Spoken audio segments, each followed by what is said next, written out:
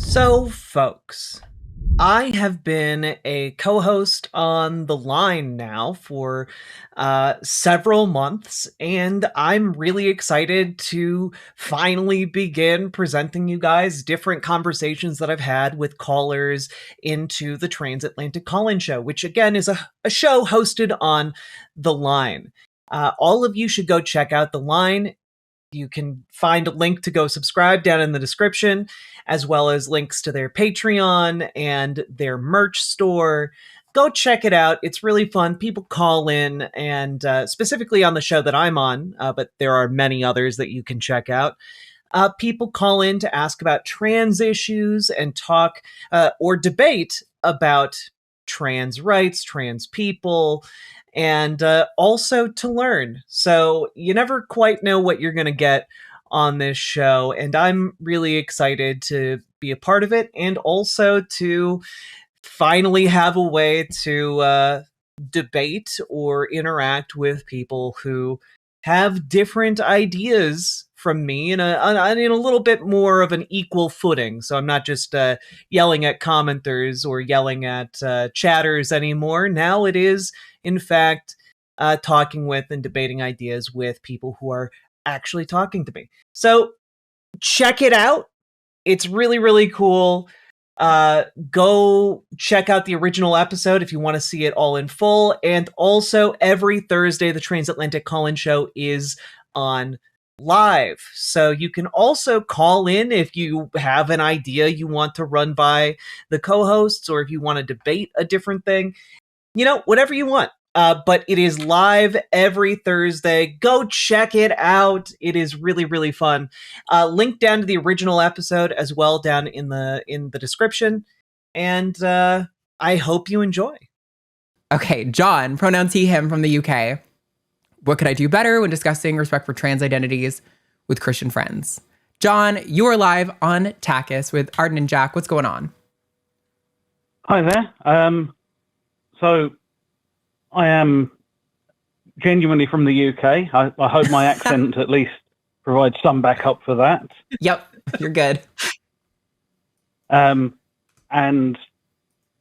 I am a ex-Christian, and every so often I meet up with some of my former Christian friends, and I think they are trying to reconvert me.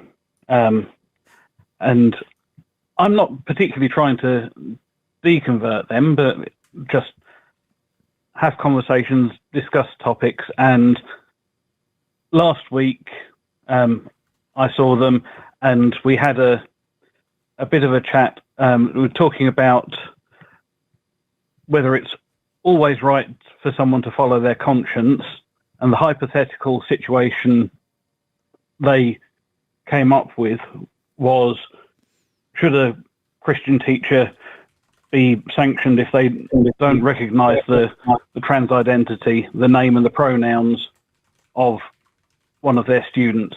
And my answer was yes, they absolutely should be sanctioned, because the trans person knows their identity, and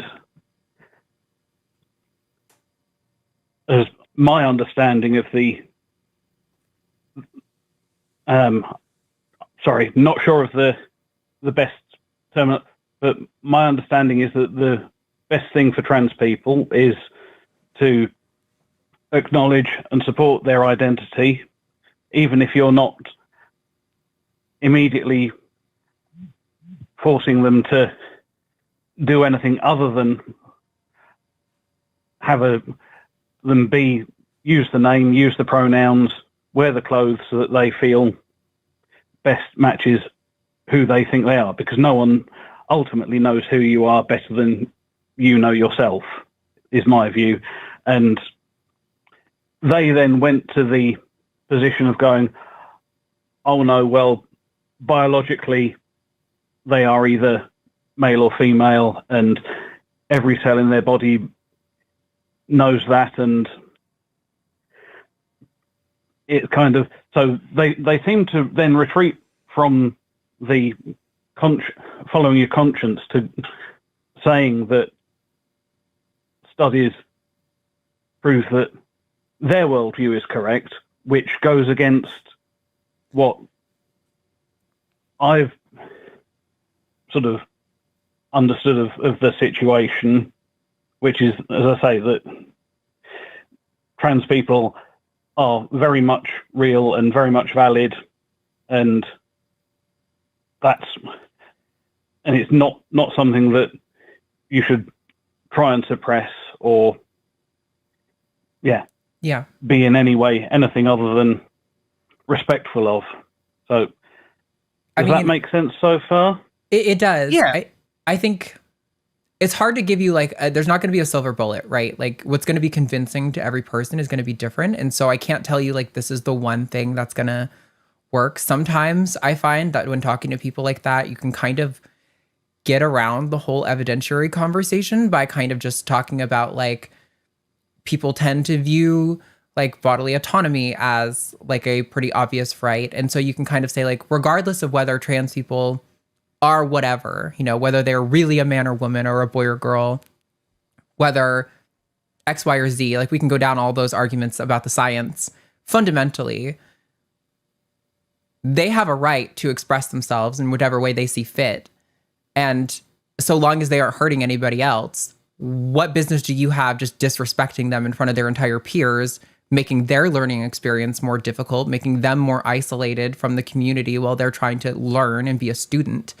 I think you can try to sort of short circuit it by kind of doing some general moral appeals like that. But I don't know. There's not really a silver bullet. Jack, did you have thoughts on that? Yeah, I grew up very evangelical Christian, and so I'm somewhat familiar with some of the Christian worldviews around trans people in particular. And I would say that most often having a conversation with Christians about trans identity, it's not actually about the scientific evidence. These people aren't going out and reading the studies, because if they were, they wouldn't be making that argument.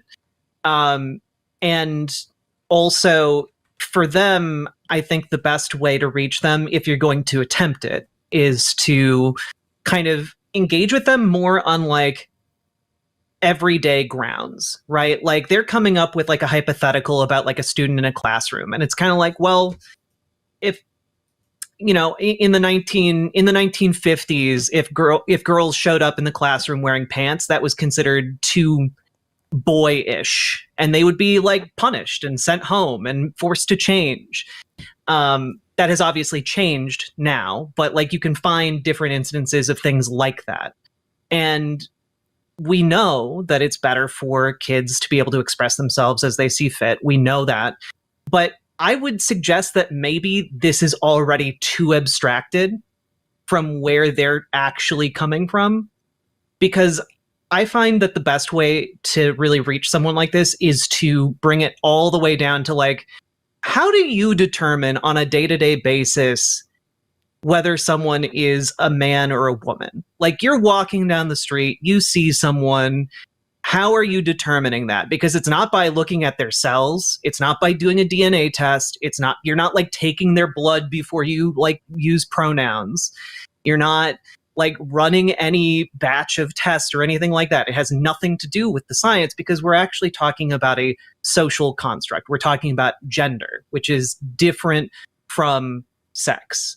And so they're trying to have a completely different discussion that is divorced from the actual reality of how sex and gender actually exist in the real world, right? And so it might help by refocusing the conversation along those lines. Yeah, that makes sense. I mean, I wasn't expecting a silver bullet, and I know that generally human nature is to believe and cite studies that you think support your point of view, regardless of whether that's genuine scientific consensus or whether it's you've found the one fringe study that seems to support your preconceived prejudices, and any other studies are tainted by politically correct ideology or other bias. So, yeah, I think that argument about, or not that discussion, and it is, I'm grateful for the opportunity to talk to my friends and have these conversations and be able to thrash these things out. And fortunately, our relationship seems to be such that we can disagree on these things without falling out over them. I think, fortunately, it's not like I'm having to deal with transphobic family members over Christmas dinner or whatever. But yeah, I think the idea of how do you decide in day-to-day life is a very good point. I mean, recently in my work life, one of my team members, we have to deal with onboarding new staff, and we have to give them effectively an identity card, and we're supposed to check their identity documents. And for the first time in nearly 20 years of doing this, we had someone who presented documents that were not in line with the person that was standing in front of us. And it was kind of, my colleague said, well, what do I do? And it's kind of, well, it's a no-brainer. We know what identity they're using now, even if the bit of paper says Mrs. or Miss instead of Mr. Doesn't matter. We respect the identity of the person over the bit of paper, because that's what you do. Yeah. In my opinion.